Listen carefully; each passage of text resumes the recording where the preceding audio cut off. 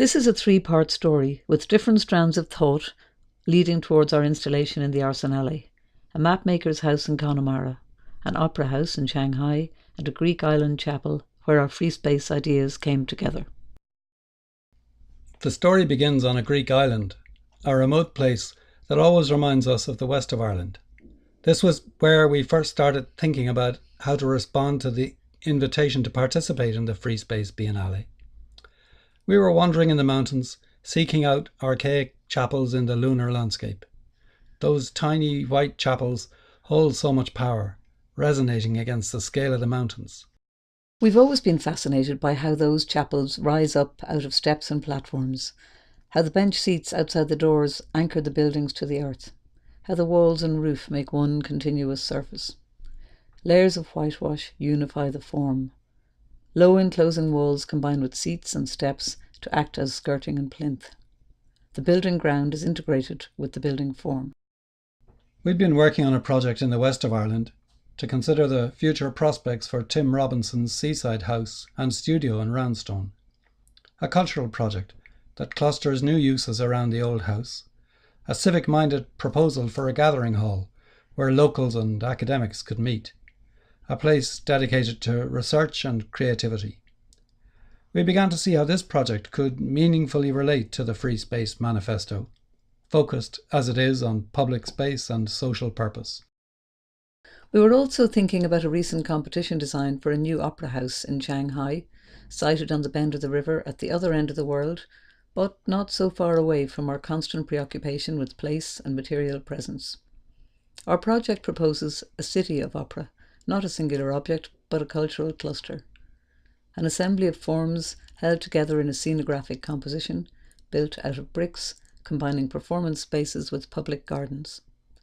A new building that would feel as if it belongs in the city landscape of Shanghai. We started to sketch in our notebooks. We thought of combining these two projects in a new work for Venice, a place where East meets West. Like ideas assembled in Canaletto's Palladio Capriccio, an analogous architecture is made from the remembered elements of Roundstone and Shanghai. Then the real work started, back in the studio in Dublin. We made models of the space between the brick columns of the corderia. We remembered how sunlight shone through those high windows and how that sunlight produced a dappled light reflected from the canal. We thought of splitting the sections of Roundstone and Shanghai, turning them inside out, comparing their similar forms at different scales.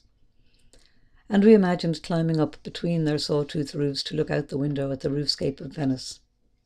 We designed a composite collage, a simple structure made out of geometric elements abstracted from the two different designs. We worked with trusted craftsmen on how to build this installation, how to make a singular form out of craftily connected parts. We wanted to demonstrate the interactive potential between poetic intention and physical labour. Then we had to work out how the disassembled parts could be stacked together and fitted inside a truck. Eventually, the fully packed truck arrived on a barge to be unloaded on the quayside at the Arsenale, and the pieces were painstakingly put together again, element by element. All construction joints were filled and finished, and the whole thing painted in many coats of white paint to make a simple silhouette, a ghost ship moored between brick columns. The Biennale is a great gathering of realities and imaginings from the world of architecture. It allows ideas to be set down beside each other, displaced from reality, as if in a dream.